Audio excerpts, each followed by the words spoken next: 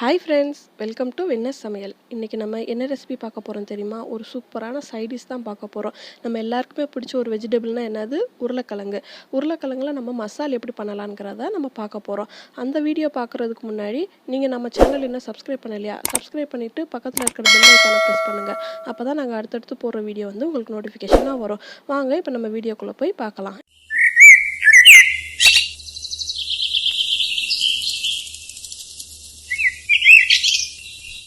First ஒரு 5 medium size உருளைக்கிழங்க வேக வச்சு அதை வந்து தோல் எடுத்து இந்த மாதிரி குட்டி குட்டியாக கட் பண்ணி எடுத்து வச்சுக்கிடலாம். இப்போ நம்ம தாளிக்க ஆரம்பிச்சிடலாம். ஒரு 4 டீஸ்பூன் எண்ணெய் ஊற்றிக்கிடுவோம். எண்ணெய் சூடானதும் ஒரு 1/2 டீஸ்பூன் அளவு கடுகு போட்டு நல்லா பொரியட்டும். பொரிஞ்சதும் நம்ம ஒரு வெங்காயம் இருக்குது இல்லையா, அதை நீட்ட வாக்கில் கட் பண்ணி வச்சுருக்கோம். பெரிய வெங்காயத்தை அதை ஆட் பண்ணி நல்லா பொன்னிறமாக வர வரைக்கும் வதக்கி விட்டுக்கிடுவோம்.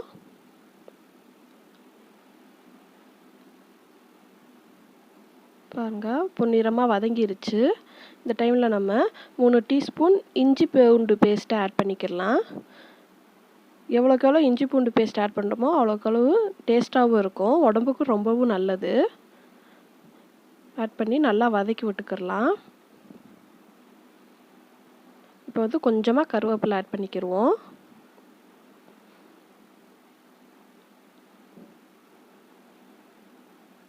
இந்த டைமில் வந்து ஒரு தக்காளியை குட்டி குட்டியாக கட் பண்ணி வச்சுருக்கோம். அதை வந்து ஆட் பண்ணி நல்லா நம்ம வதக்கி விட்டுக்கிடலாம். தக்காளி வந்துட்டு நல்லா வதங்கி தொக்கு தொக்கு இல்லாமல் அது நல்லா நம்ம கொத்தி விட்டுக்கிடுவோம்.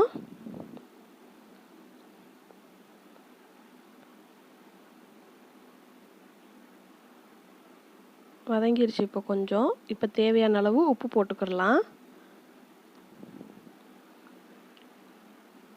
உப்பு போட்டு நல்லா வதக்கி விட்டுக்கிடுவோம். பாருங்கள், இந்த மாதிரி நல்லா தக்காளியை கொத்தி விட்டுக்கிடலாம். நல்லா மசியணும் தக்காளி.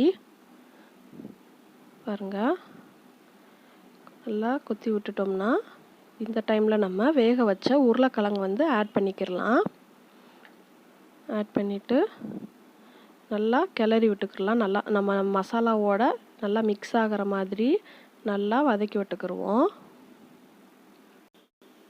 உருளைக்கிழங்கை நம்ம முன்னாடி வேக வைக்கும் போதே ஃபுல்லாகவே நம்ம பாயில் பண்ணிடலாம். ஏன்னா அரைவேக்காடில் நம்ம வேக வைக்க வேணாம். ஏன்னா நம்ம இப்போ வந்து நம்ம ஜஸ்ட் அந்த மசாலாவோட வதக்கி விட்டாலே நம்மளுக்கு போதும். இந்த டைமில் ஒரு 2 டீஸ்பூன் அளவு பெப்பர் பவுடர் ஆட் பண்ணிக்கலாம். ஆட் பண்ணி நல்லா வதக்கி விட்டுக்கிடலாம். நல்லா மிக்ஸ் ஆகட்டும்.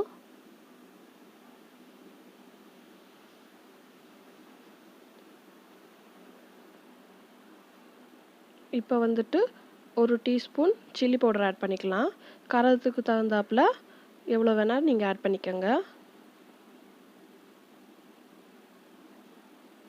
ஆட் பண்ணி நல்லா மிக்ஸ் பண்ணி விட்டுக்கலாம்.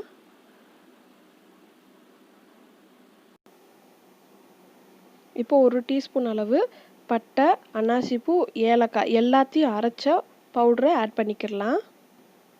ஆட் பண்ணி நல்லா மிக்ஸ் பண்ணி நல்லா வதக்கி விட்டுக்கிடலாம். இப்போயே ஸ்மெல் நல்லா அடிக்குது. இந்த டைமில் நம்ம ஒரு கையளவு மல்லி இலையும் புதினா இலையும் நம்ம ஆட் பண்ணிக்கிடலாம். அவன் உருளைக்கிழங்குல போய் ஒளிஞ்சுக்கிற மாதிரி நம்ம நல்லா மிக்ஸ் பண்ணி விட்டுக்கிடலாம்.